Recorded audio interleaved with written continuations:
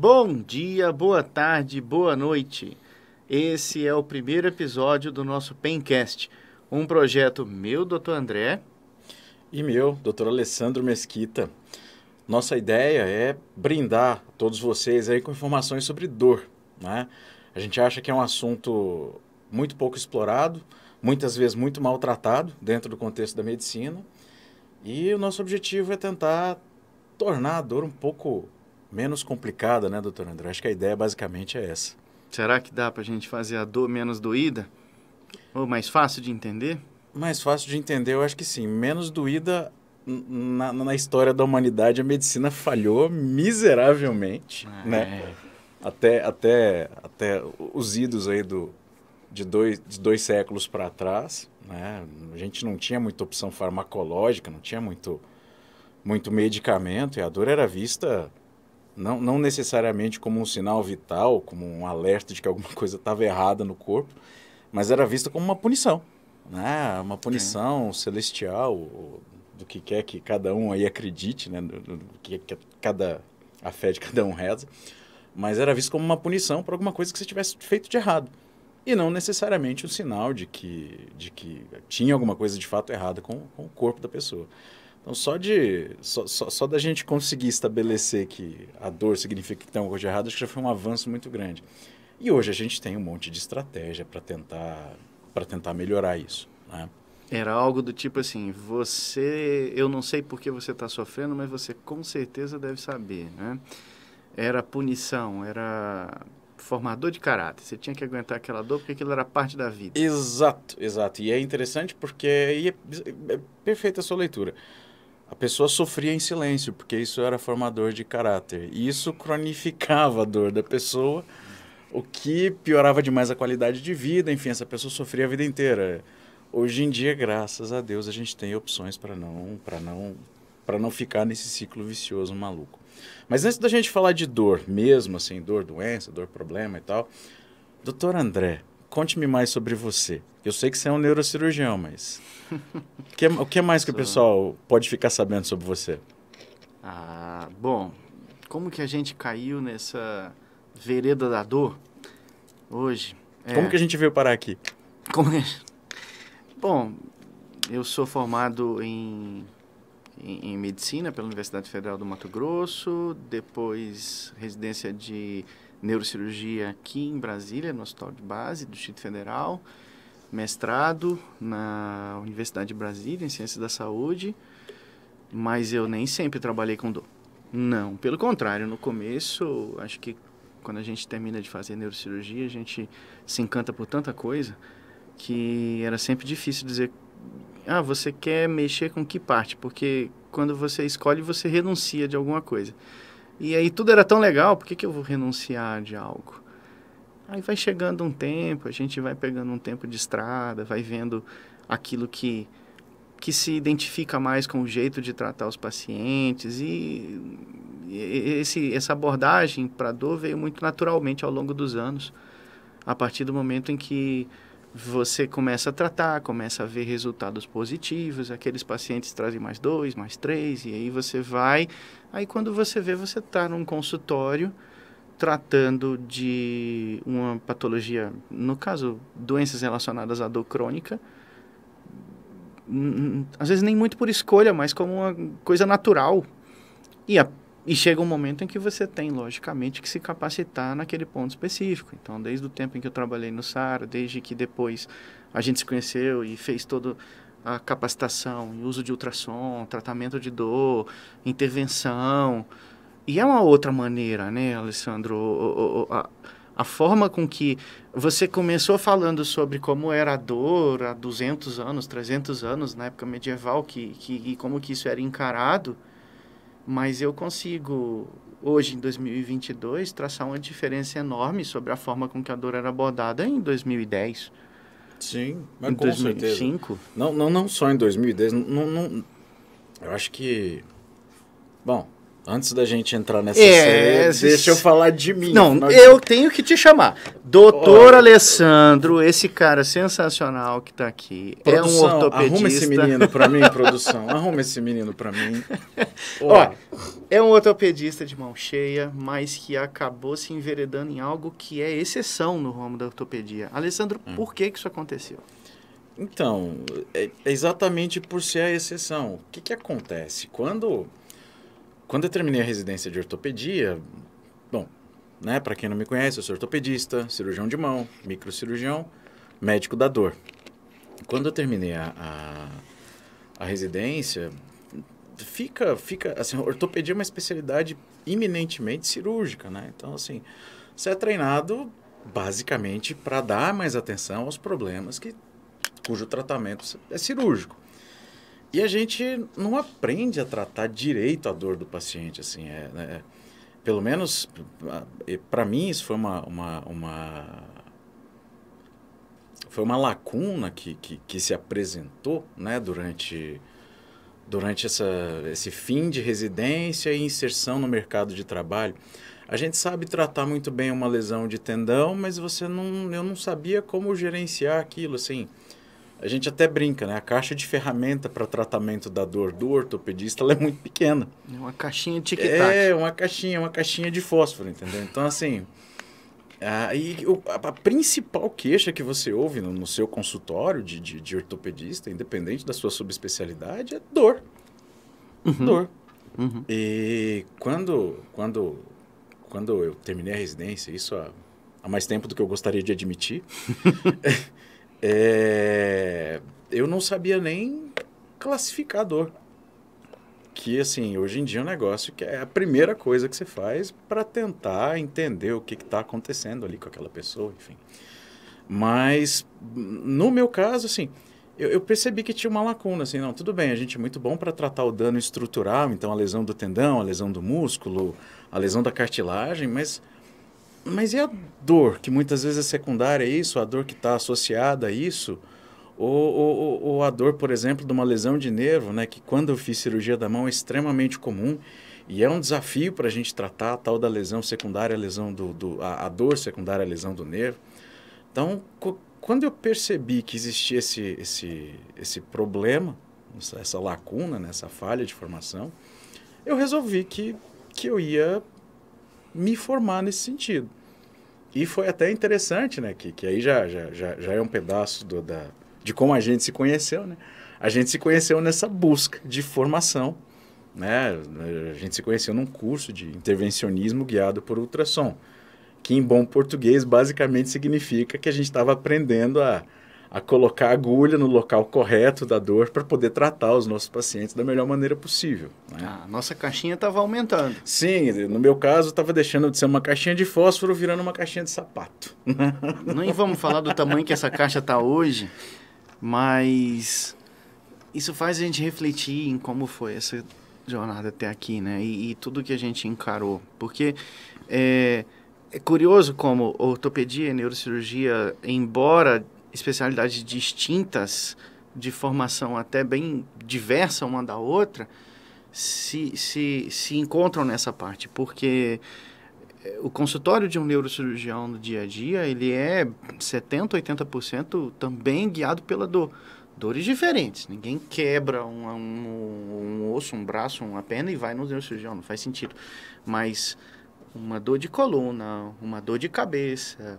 E quando você começa a estudar, tem uma origem, né? Um fator gerador de dor que é muito mais profundo.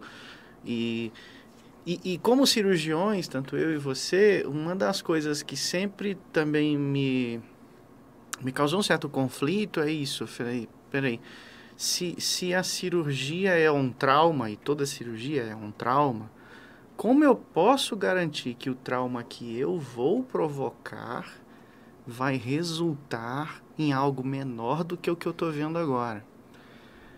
Como é que você vai organizar a sua desorganização programada, também conhecida como cirurgia? Né? Pode se falar dessa forma. Porque, assim, é lógico que você tem situações que não se discute. Você tem aquele paciente que tem um trauma, alguém que por Deus, sofreu um acidente, entrou no pronto-socorro e é uma situação de iminente ameaça à vida. Você tem aquela lesão neoplásica que, traduzindo, você tem um câncer, um tumor, você não discute como vai tratar isso em relação à questão da dor, porque você está lidando com coisas iminentes, a sobrevivência, a qualidade e tudo mais. Mas quando a gente para pensar em dor crônica, é aquele caso, é aquela senhora que tem uma dor de quadril há não sei quantos anos, é aquele senhor que tem uma dor de coluna também há vários anos, e aquilo... A dor, ela consome o indivíduo por dentro. Quantas vezes a gente não escuta de um paciente que fala assim, nossa, doutor, eu tô melhor do que eu até imaginava que ia ficar, porque eu não tinha a noção... De como eu estava. De como aquela dor me impedia. E é esse público que você fica querendo dar uma solução. E aí a gente se encontrou na mesma curiosidade, né? Como é que eu vou conseguir tratar dessa turma? Porque as ferramentas que eu tenho agora que eu saí da faculdade, da residência, do mestrado, não me dão essa resposta. E é interessante porque o objetivo é sempre buscar tratar a dor da maneira menos invasiva possível. Sim. Né? Porque você está causando menos lesão. Existem, né, dentro aí da medicina, opções muito invasivas de tratamento para dor. Nós ainda vamos discutir isso aí mais para frente. Mas a ideia hoje é tentar ser o menos invasivo possível e o mais objetivo possível no tratamento, né, desse problema.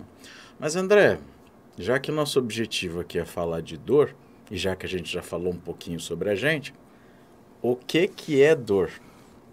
Existe alguma associação nesse nosso planeta que estuda a dor? Assim, tem uns doidos aí que juntam e vão falar de dor? Existe, assim, a dor é estudada há muitos anos, assim, e a gente tem que partir do entendimento que dor é parte da vida e, portanto, um sinal vital. De fato. Então, você tem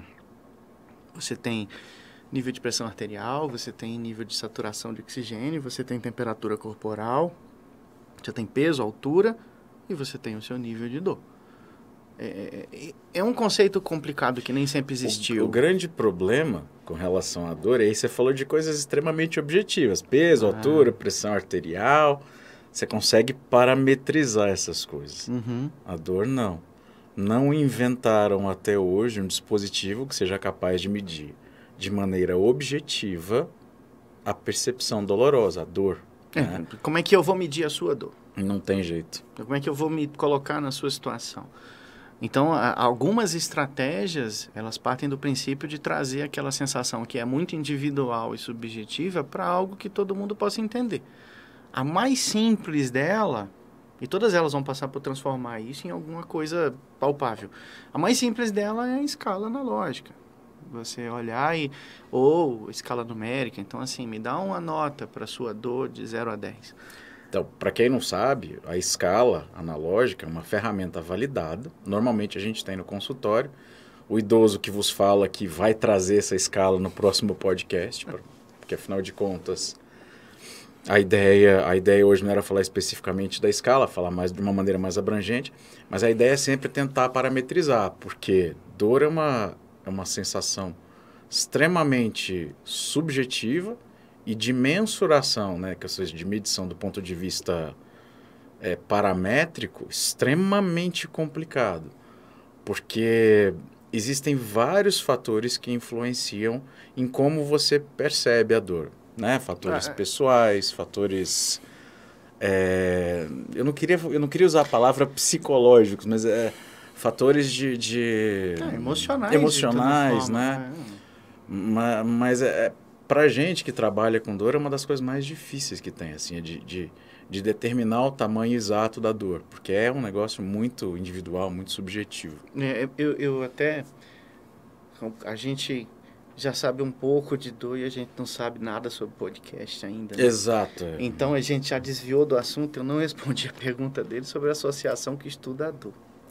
Mas ainda, só para não perder esse gancho, É muito fácil, né, Alessandro? Por exemplo, você pegar alguém que tem uma dor muito clara, olha, pisei num prego. Cortei o dedo. Cortei o dedo. Isso é muito fácil fazer. Agora, vamos lá.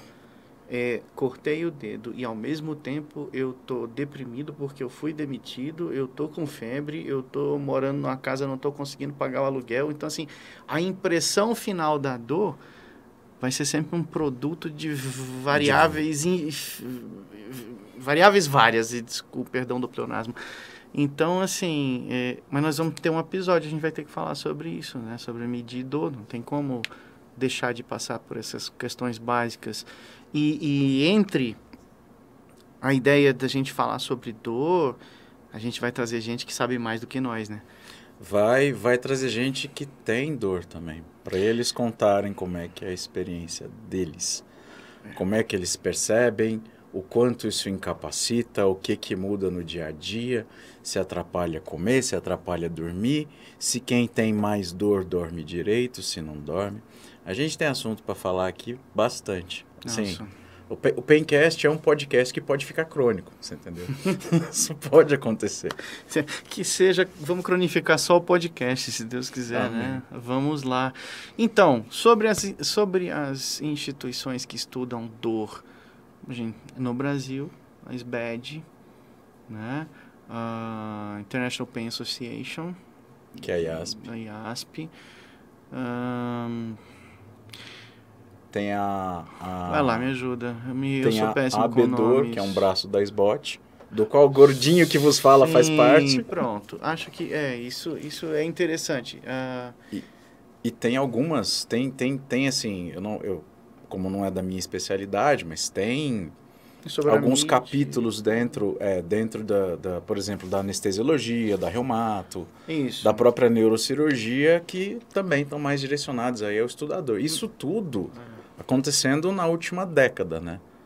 Acho que se você volta 20 anos atrás aí na história atual da medicina no Brasil, não tinha especialista ainda 20 anos atrás, acho que não. Assim, especialista em dor, como a gente enxerga hoje, com a formação profunda, exclusiva, não. Mas eu me recordo, na época da faculdade, e aí... Você é antigo, hein? Momento vergonha alheia, aliás, vergonha própria, né? Vamos lá, eu tô falando de antes de 2000, eu me formei no fim de 2000. Então, eu já tinha professor de anestesia que era focado só em dor e intervenção. Ah, que legal. Já, na faculdade, fazia os bloqueios hipogástricos, fazia bloqueio... Mas na época guiado só por raio-x e mesmo assim um campo muito pequeno, 1 ou 2, que eu me recordo. E é curioso, né? Acho que lá atrás isso plantou uma sementinha de falar assim, olha, tem um jeito de você abordar esse problema chamado dor, que não é simplesmente você dar um remédio e tentar se livrar do paciente o mais rápido possível. Eu acompanho algumas comunidades, alguns perfis no Instagram, no Facebook. O que acontece? Tem muito comentário, assim, o paciente que tem dor crônica, esse aí você tem que trocar a receita e encaminha. Troca a receita e encaminha. É sofrido isso pro paciente, né? Ele fica sem pai, sem mãe, Ele é um paciente estereotipado, né? Fica desassistido, né? É muito ruim isso. Aí o cara olha e fala assim, nossa, lá vem aqui. Não, pô, a vida dessa pessoa é ruim, né? Ela sofre 24 horas por dia com a tal da dor. Nós estamos falando de dor. O que é dor? Mas nós estamos no Pencast. Então, o que é... Então, vamos lá. Prova do vestibular. Qual que é a definição de dor? Rapaz... Pode falar antiga. Não, Pode falar antiga. Vamos ter que colar. É? Vamos ter que colar. Vamos colar para não ficar Não, mas errado, fala antiga. Feio. Porque é bom que a gente lembra que ela mudou. Dor... Mas não, vamos... Essa eu não me arrisco. Não? Não, tô ruim de prova. Fala, Alessandro. O cara quando fica velho é uma tragédia. Não, vamos lá. Definição de dor pela IASP. A definição mudou há 2 anos, né? Mudou em 2020. Ou 2019. Não, 2020, se eu não me engano. Por conta da fibromialgia. Que vai ser todo um capítulo aqui do Pencast. A gente vai passar o dia inteiro falando de fibromialgia. Você falou em estereotipagem, então a fibromialgia então, é aquele paciente que, assim, experimenta chegar num pronto-socorro e com a fratura de tornozelo e falar que você é fibromiálgico. perigoso a fratura que tem indicação cirúrgica ser tratada no gesso. Não é preciso nem ser identificada. Você vai embora sem ver que teve. Porque vai ficar tudo pela fibromialgia. Ó, já fiz a minha colinha aqui. Então, cola aí. Tranquilo. Você tá enxergando sem óculos? Gente, é porque o André é idoso, viu? Aqui é um podcast geriátrico. Daqui a pouco vai voar alguma coisa em Uma mim. experiência sensitiva e emocional desagradável associada a uma lesão tecidual real ou potencial, ou descrita nos termos de tal lesão. Essa é a definição da IASP. O que você tira daí? Eu tiro que eles entenderam que para você ter dor, você não precisa ter necessariamente uma lesão tecidual. Né? Porque você pode ter uma alteração de percepção da dor que é só cerebral. Mas vamos começar da parte simples. Vamos. Por que dói quando você tem uma lesão? Porque você desencadeia um monte de reação química com liberação de neurotransmissores específicos que vão estimular as terminações nervosas livres e vão transmitir essa informação da dor, que vai passar por vários estágios de processamento no nosso sistema nervoso periférico, até chegar aqui no córtex cerebral, onde ela vai ser interpretada como dor. Isso. Essa é a dor clássica. Sim. Essa é a dor de pisar num prego, de cortar o dedo, de botar a mão em cima da chapa quente. Essa tem o nome, chama dor nociceptiva. Isso. Porque você está estimulando os nociceptores. Exato. Ao que leva a gente a pensar assim, já que é uma via tão longa até chegar no processamento central, coisas erradas podem acontecer no meio do caminho. Quanto mais etapa tem nesse processo, maior é a chance de ter. Exato. E às vezes, essas etapas acontecem de tal forma que você nem tem mais aquela lesão do tecido que estava lá na frente. Não, muitas vezes a lesão já está cicatrizada, mas a estimulação se perpetua. E é isso, meu povo, que cronifica a dor. Então, muitas vezes, e por isso em termos potenciais da lesão, porque a lesão pode nem existir mais. O que existe muitas vezes é um sistema nervoso que está cansado, que está depletado de bons neurotransmissores como a noradrenalina, como a serotonina, você entendeu? E ele não consegue mais processar essa informação e virar e falar assim, olha, acabou a dor. Essa reação química não precisa mais acontecer. Muitas vezes isso não acontece, o que é muito ruim para o paciente. E é muito complicado para o médico assistente, porque tratar esse tipo de dor, quando existe só um potencial de lesão, ou não existe uma lesão física que possa ser associada à dor, é extremamente difícil, extremamente complexo. Às vezes, quando o paciente tem uma dificuldade de entender por que aquela dor cronificou, eu costumo usar uma comparação com, por exemplo, aquele gramado bem bonitinho, que quando foi feito tem uma trilha para você andar naquele gramado. Por algum motivo, aquela trilha, sei lá, saiu uma pedra do lugar, alguém foi lá e botou um aviso, não pise aqui, botou aquela faixa cercando e as pessoas começaram a andar por fora daquele caminho, criando um caminho próprio. Aí você sabe o que acontece quando as pessoas vão pisando fora na grama. Ela vai criando, ela vai morrendo e ela faz uma trilha, né? Sim. Só que aquele não é o caminho natural. Da mesma forma que o caminho natural do impulso neurológico nociceptivo, ou seja, aquele que acontece quando existe uma lesão tecidual, ele pode começar a correr por vias diferentes e depois de um tempo, mesmo que você conserte aquela trilhazinha que originalmente era a passagem, todo mundo prefere andar... O caminho antigo está sendo mais utilizado, o caminho novo está sendo mais utilizado. E a grama nunca mais vai crescer.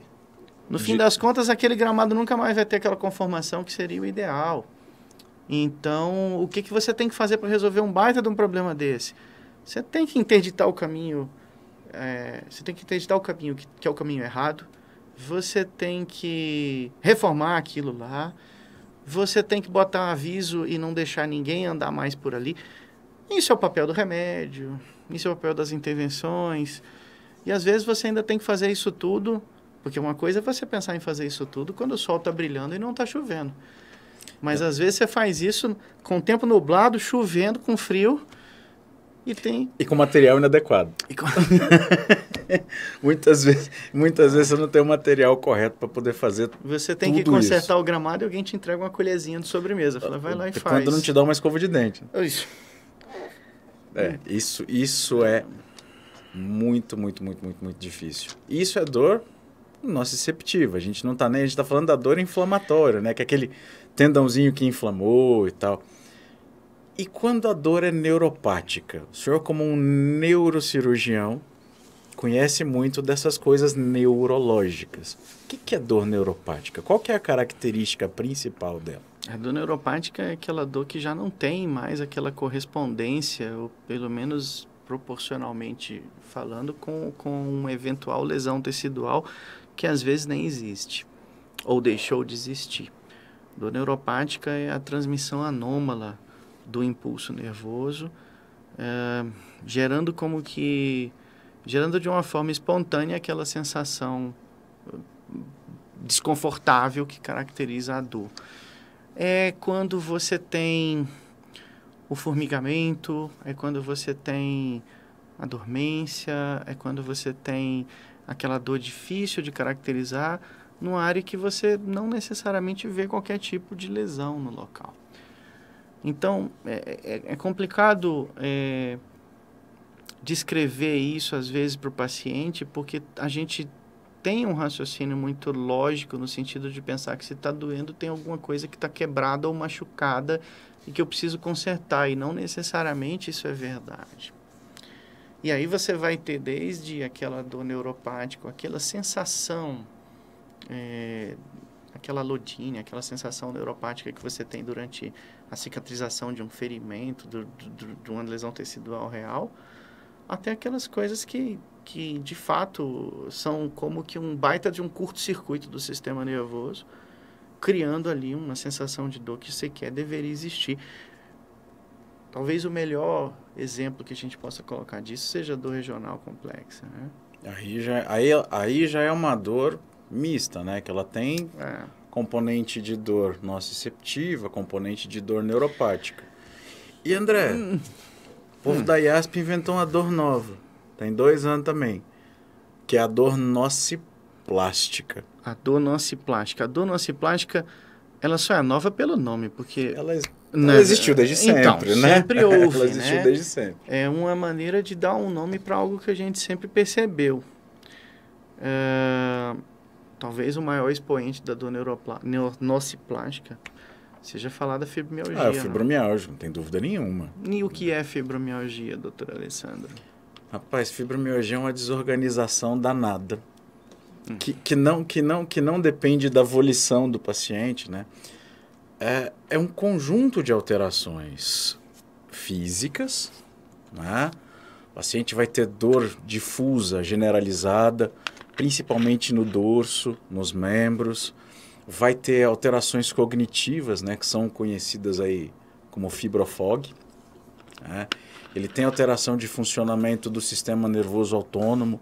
Então, tem sudorese algumas vezes, o intestino não funciona direito, né? Todas essas alterações são secundárias a pequenos distúrbios do sistema nervoso autônomo. O paciente fibromialgico tem uma percepção aumentada da dor, né? Estudos de ressonância funcional mostram que o cérebro do paciente fibromialgico ele tem uma área de percepção dolorosa aumentada quando comparado de uma pessoa normal que não tem essa fibromialgia.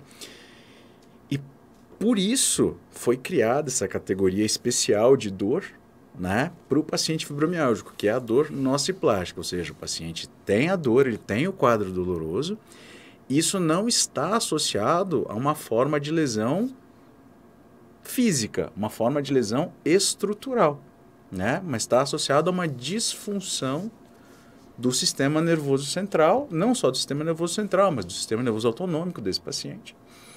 E você vê a complexidade da brincadeira, né? Eu estou aqui te ouvindo, refletindo, como sempre, porque, gente, assim, na verdade, quando a gente tenta entender um pouco mais sobre a dor propriamente dita, é aquilo que o Alessandro falou. Assim, o primeiro passo é tentar reconhecer de que tipo de dor a gente está falando. Sim. Como é essa dor que você está sentindo? E aí, pasmem, esse primeiro passo às vezes é um passo que a gente nunca consegue dar. Não. Não. Porque você não vai ter a coisa cartesiana dessa forma. E isso é algo que é até uma crítica em relação a gente dedicar toda essa energia para classificador. É óbvio, não me entenda mal, a gente sempre precisa classificar, entender e tentar transformar um pensamento complexo em pequenos pensamentos simples, porque aí é que a gente vai conseguir entender e digerir. E você não consegue tratar se você não classifica. Porque o remedinho que vai tratar a dor nociceptiva é um. O que vai tratar melhor a dor neuropática é outro. Ah, mas tem um outro que atua nas duas? Tem. Mas é sempre que vai dar certo? Não. Porque é um exercício de você, ao mesmo tempo que olha para a árvore, entender a floresta. Não dá para se perder em nenhuma das duas visões. Então, olha, sinceramente, desde você ter aquele paciente fibromiálgico que tem uma baita de uma artrose de ombro, que é perfeitamente possível de acontecer, né? Então, ele vai ter a dor nociplástica da fibromialgia e vai ter a dor nociceptiva da osteoartrite, né? E quando você soma 1 mais 1, vai dar 3 ou 4. Né? Porque na medicina é assim, viu, meu povo? 2 mais 2 normalmente não dá 4, não. não é muito linear. Eu falo que isso aí, tem um monte de paciente meu que já ouviu isso no consultório. A medicina é a ciência que te faz passar vergonha no mínimo 2 ou 3 vezes no dia. Porque você fala que é uma coisa, você tem aquela certeza razoável de exame físico, e aí o paciente chega com o exame de imagem, o exame funcional, uma eletroneuromiografia, que fala exatamente o contrário do que você tinha pensado. Assim. Isso é uma coisa rotineira. E quando você trata a dor, isso é mais comum ainda. A gente sofre com aquele princípio que, assim, mesmo quando você quer muito que uma coisa seja daquele jeito, não quer dizer que você querendo muito ela vai ser. Então, assim, o diagnóstico é um processo longo. Diagnóstico de você dar, por exemplo... é lógico que a gente tem que ter um cuidado de falar de casos de pacientes e tudo, mas, assim, quantas vezes você não tem, por exemplo, uma dor que você julga ser uma dor complexa regional por conta de um trauma e a pessoa dali mais ou menos... Eu tive um caso recente agora, dali mais ou menos uns 8, 9 meses, pum, osteomielite crônica e aquele processo infeccioso desde lá do começo que estava provocando. Então, eu adorei. Assim, a gente passa vergonha pelo menos umas 2 vezes por dia, porque a gente tem que seguir... a gente tem que ter um norte, a gente tem que pegar o nosso barco e mirar para algum lugar, né? Agora, você não pode deixar de enxergar todas as possibilidades. Então, só para a gente traduzir, porque senão isso vira um podcast de filosofia.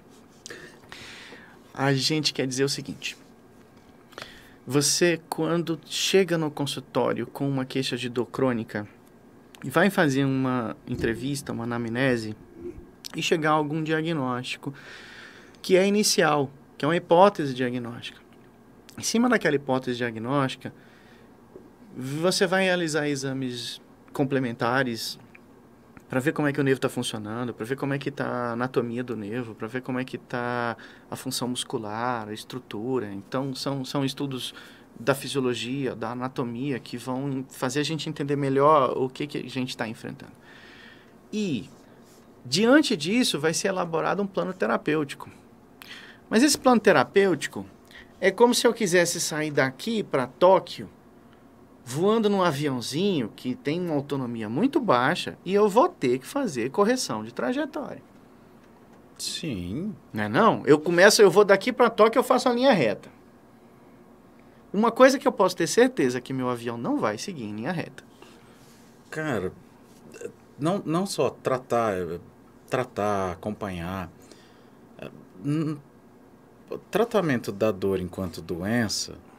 É porque uma coisa, por exemplo, dor secundária, sei lá, um ralado aqui que você teve no joelho, que você sabe que aquilo vai cicatrizar e 99% das vezes vai evoluir bem, né?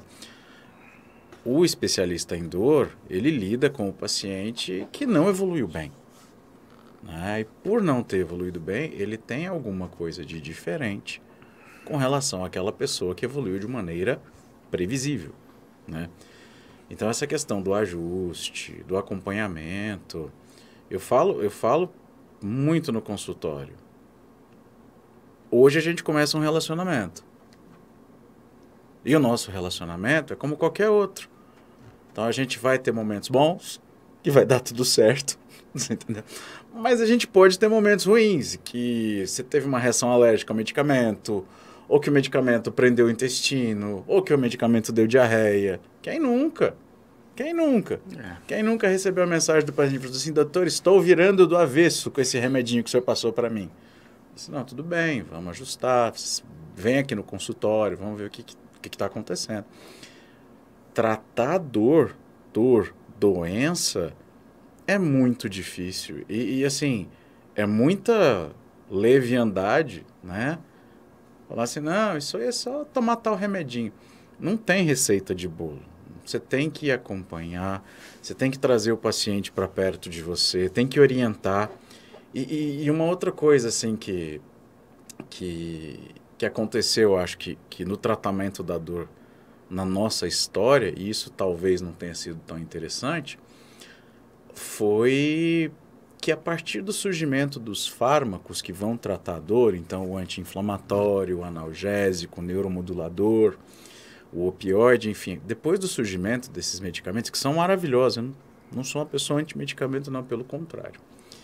Mas depois do surgimento desses medicamentos, cria-se o conceito da pílula da felicidade e da pílula que vai resolver o seu problema. A panaceia. Exato. E isso é uma inverdade. Né? Uma das etapas fundamentais do tratamento da dor crônica, ou de qualquer tipo de dor, é o engajamento do paciente. O paciente tem que ser trazido para dentro do tratamento. Olha, você precisa de mudar seu estilo de vida. Olha, você precisa fortalecer sua musculatura. Você precisa fazer treino de mobilidade, de estabilidade. Você entendeu? Antigamente, quando você não tinha opção farmacológica, era aquela história assim de, olha, você tem dor, você vai rezar pra caramba e você vai conviver com ela. E a pessoa era obrigada, de certa forma, dada a escassez de recurso, a se adaptar àquilo, a fazer atividade. Ela tinha que abraçar aquilo.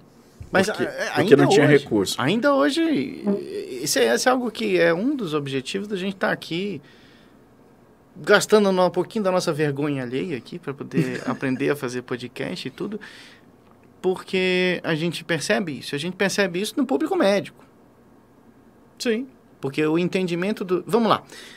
Dor é um sinal vital. Sem a dor, como é que você ia detectar, por exemplo, uma fratura? Como é que você ia detectar? Se estiver muito desviado, né? Okay, né? Se o cara estiver igual o Curupira, a gente suspeita. Mas vamos lá. Tá, uma apendicite, por exemplo. Uma apendicite, uma colecistite, uma doença vesicular, quer dizer, quantas coisas a gente não vai... Então, assim, de novo... Você até detectaria, mas numa fase... Tá. Né? Sem entrar em nenhum tipo de detalhe, mas assim, eu posso te falar de 3 ou 4 casos em que a dor foi o primeiro passo diagnóstico para se chegar no resultado, na descoberta de uma doença que era um câncer. Então, assim, ela é um sinal vital. Sim. Mas é um sinal vital, como você disse lá atrás, assim, subjetivo. O grau de objetividade da dor é, assim, sofridamente pequeno. Porque aí você está num pronto-socorro, numa situação em que você tem que fazer um atendimento rápido e eu digo você assim, o paciente que chega com esse tipo de problema, e aí sábado, 10 horas da noite, vamos achar a nossa solução para fibromialgia. Não vai acontecer. Não vai acontecer. Vai tomar um remedinho para dor. Não vai. Se o plantonista tiver de bom humor, o cara vai dar um atestado. Olha lá. Tchau. Mas e o que é importante é entender isso. Você com dor crônica, principalmente com esse componente de cronificado, seja uma dor nociplástica, eu estou falando da fibromialgia, ou aquela dor já de muito tempo, porque assim, experimenta você passar 2 semanas que seja com a dor de qualquer tipo, que não vai embora, E me diga se o seu psicológico vai ficar igual. Não vai. Rapaz, eu com fome já me comporto mal.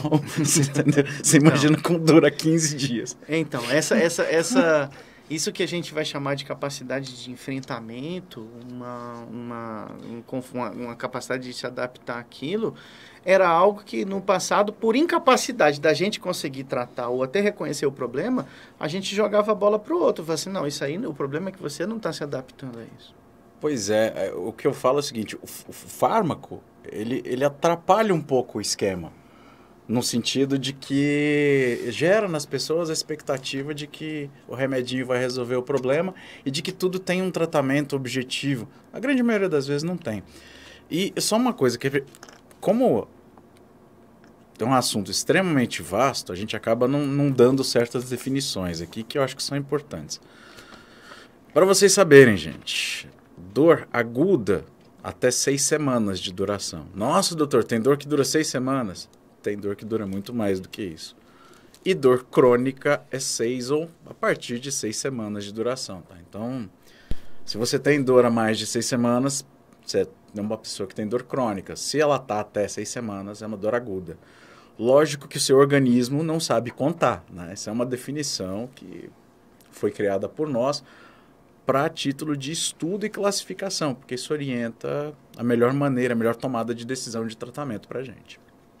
A gente tem que ser didático, apesar de entender que tudo é tão complexo, como a gente falou. Assim, você precisa dividir em pequenos blocos que sejam compreensíveis. Sim. E essa é uma das maneiras de classificar a dor, quanto à duração. A gente já falou em classificar a dor quanto à intensidade, duração, tipo. Como mais? Local, do generalizado, do segmentado, regional. Na parte neurológica aí vão entrar em alguns tipos especiais que são bem interessantes de falar. Vamos falar da famosa dor do ciático e falar do que é uma dor referida. Essa é uma ideia interessante. A gente... Primeira vez é foda, né? Primeira vez é difícil. E eu vou confessar uma coisa. Eu tô aqui, podia ter um modelinho de coluna aqui, Não, né? Então, é porque, gente, olha só, isso aqui é para ser uma introdução e nós estamos aqui batendo um papo na mesa de bar, cada um com sua garrafinha de água. E... Podia ser uma cerveja, hein? Não, podia, mas isso aqui é uma água. Quem me patrocina. A gente está aqui responsavelmente tomando água com distanciamento social, então, assim, tá tudo tranquilo. Mas o que a gente talvez não tenha de didática nesse momento fica para poder outros episódios. A gente tem que ter um episódio de falar da classificação em si. Afinal de contas, a gente tem público da área também. Se Deus abençoar, então, né? Os doutores vão dar atenção pra gente também. Como é que fala? Assina aí, clica aí, tem um sininho. Deixa seu like. A gente está aprendendo, ninguém sabe disso, não. Então, assim, a gente tem que ter um episódio de a gente falar do tipo da dor, das definições da dor, de como classificar a dor. E eu acho que hoje a gente está conseguindo botar para fora algo que é até mais difícil do que... Porque é isso que a gente está querendo organizar, é uma aula... É algo que o doutor, com certeza, espero eu, já deve ter tido uma aula sobre isso na faculdade, alguma coisa assim, esquematizado, etc. e tal.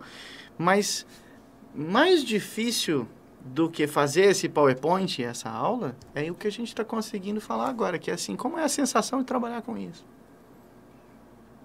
Porque você é um cara que, feita ortopedia, feita cirurgia de mão, assim como eu fui atrás...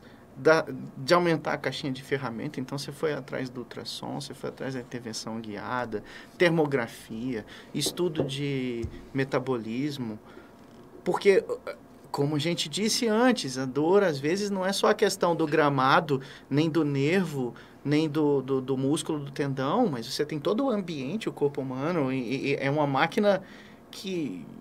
desnecessário dizer o quão complexo é. E você sabe que tem uma outra coisa assim que eu pessoalmente acho difícil no tratamento da dor, que é, por exemplo, o quanto você deve valorizar, olha como isso é complicado, o quanto você deve valorizar um exame complementar para determinados tipos de dor. Você entendeu? Porque vamos lá. Muitas vezes você tem uma dor no ombro, que não é uma dor do ombro. Isso. E isso acontece com uma frequência gigantesca, muito maior do que a gente gostaria de admitir. A mesma coisa, uma dor no joelho, que não é uma dor do joelho. Porque, pasme, meu povo, quando o Papai do Céu fez a gente, tem umas fiação que ficaram meio diferenciadas, assim. Elas vão para o mesmo lugar. Então, assim, você pode ter um estímulo à distância, por exemplo, no quadril, que te dá um problema no joelho. Por quê? Porque a inervação sensitiva dessas articulações é a mesma, sabe? A dor da hérnia e o ciático. Pronto. Você vai ter dor lá no pé e o problema está lá na coluna, basicamente. Mas isso hoje em dia é um problema grande, porque a nossa capacidade de gerar imagem do corpo humano cresceu demais e a nossa capacidade de associar o que está alterado a uma doença e não necessariamente assim está alterado, isso é só coisa do envelhecimento mesmo, essa capacidade de diferenciar o que é doença do que é degenerativo puro e não necessariamente problemático, essa capacidade ela não se desenvolveu na mesma intensidade da capacidade de geração de imagem, de geração de informação. E a gente é uma máquina construída desde os tempos da caverna para enxergar padrões. E foi isso que fez que a gente entendesse que, por exemplo, aquele dinossauro, sei lá o que era, costumava ter um padrão de ir naquele caminho, naquela hora, naquele local. Aí você aprendeu a fugir dele para não morrer e depois a caçar para não morrer de fome. Aí você começou a entender que tem um padrão da chuva que você pode plantar, que você pode colher, que você vai sustentar a tribo. O ser humano foi sendo selecionado a isso. Então a gente é uma máquina capaz de enxergar padrão, uma máquina fantástica de enxergar padrão até onde não tem. E aí é que entra o viés do próprio ser humano. E como você tem que ter o que eu chamo de tirocínio para você entender. Porque assim, eu quero muito que essa sua dor do ombro seja uma dor do ombro. Mas por que você quer? Porque eu sei tratar o ombro. Mas e se a dor não é do ombro? E se a dor é daqui, cervical, com o pensamento do nervo que está refletindo aqui no ombro? Você vai fazer um exame de imagem. Vai vir aquela bobeirinha que qualquer um, na idade, sei lá qual, que o paciente faz. Tem, e você vai olhar e falar assim, falei, tá aqui a prova, seu problema é do ombro. Mas não é de fato. Não, é igual aquela história... Só que você tá convencido que é assim, entendeu? Você conseguiu provar para si. E aí... Que é complicado. E aí você tá numa situação assim, você tem todas as informações para fechar aquele diagnóstico, você sabe tratar aquilo, você começa a tratar. E o negócio não melhora. E o negócio não evolui. Por quê? Porque você valorizou uma imagem, um exame complementar. E, gente, não é porque eu quero um médico ruim, não. Não. É porque o quadro clínico é altamente sugestivo. Mas você começa a andar numa linha muito tênue. Isso, assim, quando as coisas são óbvias, tá? É uma dor naquela articulação, naquela localização, sem nenhum outro tipo de componente de dor. Então, assim, Eu tinha um diretor de uma instituição que eu já trabalhei, etc., não vou, mas que ele usava uma ilustração que eu achava fantástica, que fazia a gente refletir, que era assim, vomit. Esse paciente sofre de vomit. Victim of Modern Imaging Technologies. Beleza. Uma vítima do imaginamento moderno. Então é isso. Ele é uma vítima de métodos modernos de imagem. Porque a gente consegue enxergar muita coisa com uma ressonância, com ultrassom de alta definição. E às vezes aquilo acaba tendo um peso desproporcional na fisiologia do negócio. E vamos lá. Já que a gente está falando de dor, essa é a dor que a gente sente de trabalhar com isso o tempo todo. Porque é um exercício diagnóstico complexo e tem que ser assim. E normalmente, assim, por exemplo, vamos um pouco mais longe, né?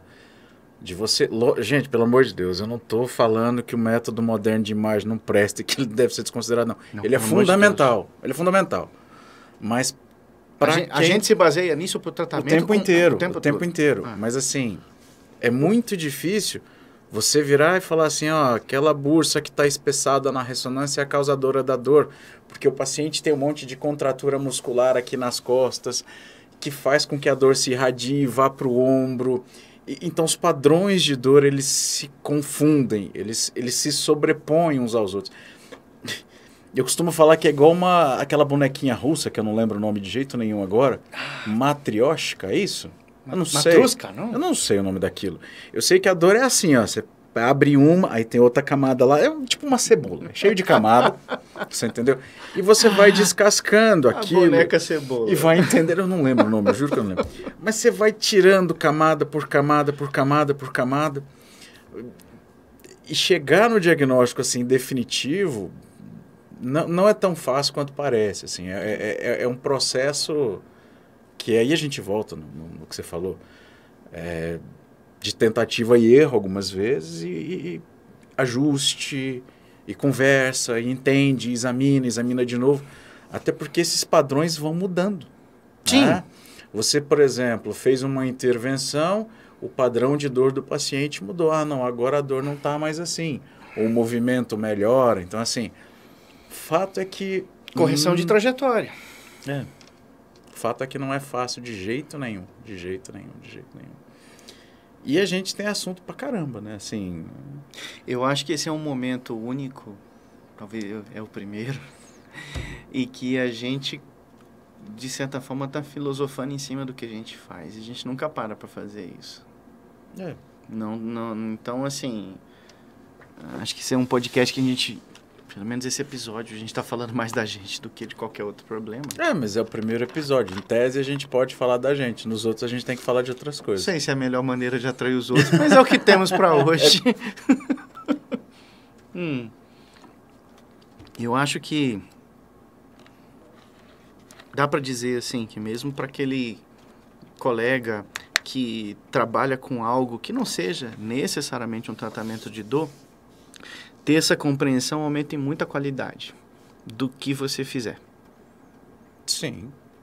Então, ser capaz de entender como que a dor funciona em relação ao corpo humano em geral e como isso influencia todos os outros tipos de problema é essencial. Eu não vou falar assim, é porque eu vejo hoje as pessoas formadas. Não, eu vi sempre isso. Dor é algo que não está no mainstream, não está no canal principal das coisas, né? Não. Apesar de ser um sintoma sempre presente, nem sempre é aquilo que merece o foco principal. Eu acho que melhora isso, melhora a qualidade de prescrição, né? Melhora a qualidade da sua entrevista no consultório, melhora, eu acho que melhora o indivíduo enquanto médico que é um prestador de serviço direcionado à saúde do próximo, você entendeu? Você entender de dor não é só um plus no seu atendimento, né? Vamos colocar dessa maneira, mas eu acho que te torna um médico assistente muito melhor, sabe? Por vários motivos. Desde o motivo técnico de que você vai entender mais sobre medicamento, opções e a tua caixa de ferramenta vai ampliar para poder ajudar teu paciente, mas também do ponto de vista pessoal. Sim, e tem um outro detalhe. Eu não acho que entender de dor é importante só para o paciente, ou para o médico. Eu acho que é importante para o paciente também. É aquele conceito de que, na dor crônica, o principal protagonista do tratamento... é o paciente. É o próprio. É o paciente. Lógico que a parte médica e a parte que está envolvida em reabilitação, ou em reprogramação neural, isso é fundamental. Mas o protagonista do tratamento, acho que não só na dor crônica, na dor aguda também, é o paciente. É o paciente. A função do médico, enquanto assistente, é orientar da melhor maneira possível, intervir, mas não adianta nada se o paciente não tiver a fim de Não, Se ele não vestir a camisa do tratamento, não adianta. ele é eu nem sei... Bom, enfim... Eu não sei se está certo eu falar o principal protagonista, porque eu acho que se é protagonista já é o principal. Costuma ser principal. Nunca vi um protagonista adjuvante. Mas tudo bem. Segue o protagonista Você não é o paciente. Esse aqui não é o Grammar Quest. Graças não. a Deus. Grammar Quest nem nada.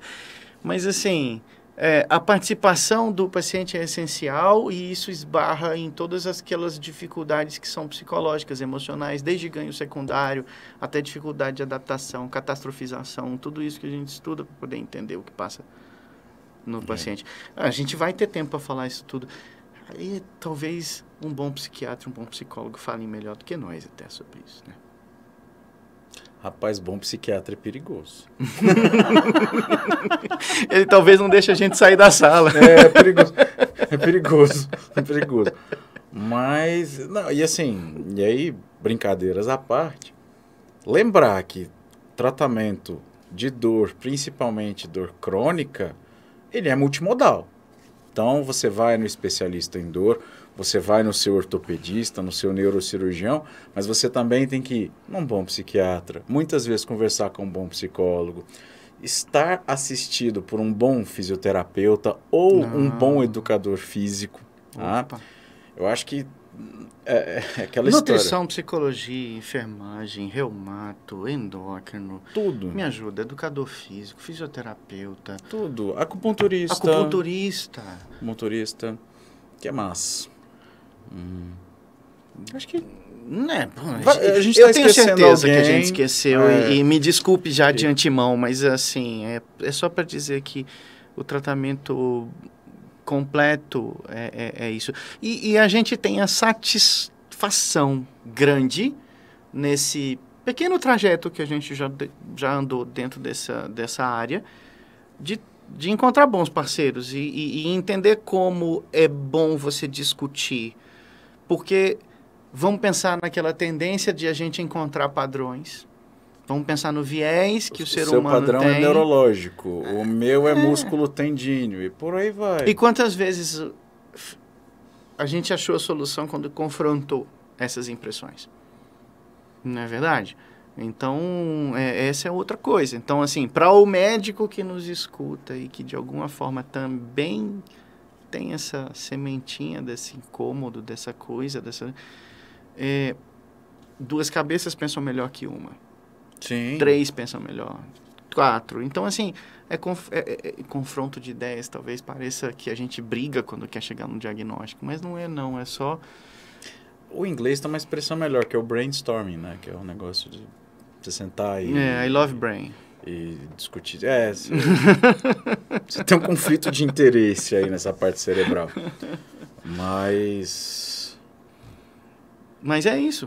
Quantas vezes, né? Quantas vezes. Então, assim, um dos recados para quem é médico e trata disso é assim, é muito bom perguntar, é muito bom tirar dúvida, é muito bom compartilhar. E a gente chega mais fácil numa solução mais eficaz.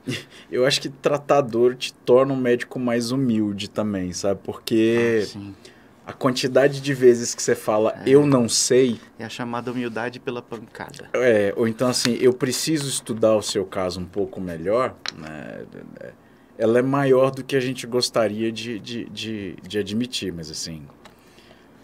O que eu posso dizer do ponto de vista profissional e pessoal até, é que o estudo da dor me tornou um profissional bem melhor, assim, do que eu era quando, por exemplo, não trabalhava com isso. E me ensinou que, como já dito anteriormente aqui, na medicina esse negócio de padronizar as coisas não funciona muito bem. Gente, são palavras emocionantes vindas de um ortopedista. A gente tem que gravar isso aqui. Tá gravado. É verdade. Tá gravado. A SBOT não vai achar ruim com você, não. Não, acho que não. Pelo contrário. Agora, sem brincadeiras, esse tem sido um enfoque cada vez mais incisivo das sociedades, que é entender dentro dessa complexidade como que você pode fazer um tratamento mais adequado, né? Cara, a Sociedade Brasileira de Ortopedia, nos últimos anos, ela tem investido muito nessa questão do tratamento da dor. Porque Acho que é o mote principal, assim, a queixa principal do consultório ortopédico. Você vai no ortopedista por quê? Porque você está com dor em algum lugar. Você não vai no ortopedista... Eu vim fazer meu check-up aqui. Check-up ortopédico. Ninguém vai no ortopedista fazer check-up. Não vai. Doutor, tem como a gente fazer uma densitometria? O paciente tem 40 anos de idade. Não tem. Então, assim, foi muito bacana da Sociedade Brasileira de Ortopedia começar a perceber essa mudança que está acontecendo no perfil do consultório da ortopedia, né? Então, eles têm estimulado muito o estudo da dor, tanto para a urgência quanto para a vida mais eletiva, né? Tu acha que é uma mudança do consultório ou o reconhecimento de uma coisa que já prevalecia? Então, cara, eu acho que está mudando. É? Mesmo, assim, genuinamente eu acho que está mudando. A formação ortopédica até então, vamos lá, 10 anos atrás, era muito voltada para cirurgia. Uhum. Ortopedia é uma subespecialidade cirúrgica, né? Sim. E sempre muito voltado para cirurgia, transferência de tendão, reparo de tendão, transferência neuromuscular, retalho, falando da minha área, gente, reconstrução ligamentar, sempre muito voltada para essas coisas. Quando, na verdade, o paciente que tinha dor, coitado, ele ficava desassistido. Uhum. E a quantidade do ponto de vista farmacológico, ele ficava muito mal manejado também. Né? Porque assim, anti-inflamatório, um analgésico. Aí assim, olha, vamos passar um analgésico potente aqui pro senhor. Toma um tramal. Um tramadol, perdão, não posso falar o nome do... Um tramadol. Um tramadol aí. Cloridrato de tramadol. E aí, de novo, a gente, às vezes, na nossa tendência de identificar padrões, a gente também acaba dando um diagnóstico estereotipado para tirar aquele paciente do rol de coisas que a gente não consegue resolver e, de certa forma, ficar confortável. Por exemplo, e a gente vai falar disso mais para frente, mas a eterna confusão entre dor miofascial e fibromialgia. Por favor, fale mais sobre isso, porque eu sempre acho que eu não sei. Você entendeu? Tem, você sabe. Mas assim, voltando ainda no assunto anterior, eu acho que o perfil está mudando, o que é muito bom, sabe? É muito bom para os pacientes. O ortopedista está se importando um pouco mais em entender esses mecanismos da dor, em como tratar melhor esse paciente e, principalmente, como trazer esse paciente para dentro do teu consultório. Sim. Porque quando a pessoa vai lá e é aquela consulta que é quase que de pronto-socorro, né? Uhum. Eu falo que é uma consulta psicografada. O paciente chega, o cabo tá com a cabeça para baixo, assim, caneta já tá prontinha. Onde é que dói? Aí o paciente, no ombro. Toma isso aqui. Pronto. Psicografou a consulta. Você entendeu? Porque o cara não levanta para examinar. Você entendeu? Ele tem lá uns 4 ou 5 remédios que são da preferência de prescrição dele. Só marca um X. E graças a Deus isso está mudando. Sim. Sabe? E convenhamos, a pessoa... Para mim, uma consulta é tipo um encontro. Né? Existe toda uma programação.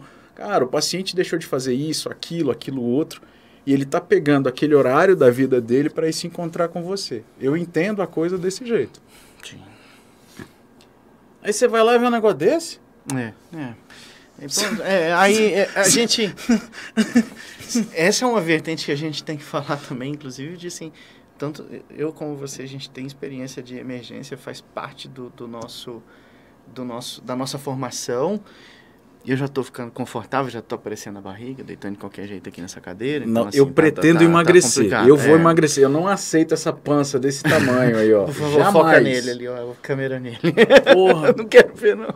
Não, e esse cara de bolacha aqui, ó. Então, não gostei disso, não. E a gente deve falar como é essa vivência de pronto-socorro, né? Acho que é um bom episódio de muita coisa que a gente pode falar, de como a gente já passou. A gente tem muito... Alessandro, brincando, a gente tá aqui falando faz um tempão. Você tá marcando o tempo? Eu não... Não, tô não. Eu tenho uma ideia. Ali. Eu tenho uma ideia. Mas eu acho que a gente pode se encaminhar para o finalmente, para os heróis que estão aqui conosco até agora, para aquela gente de fibra que está aqui conosco, que não nos largou. Muito obrigado. Muitíssimo obrigado pela paciência, né?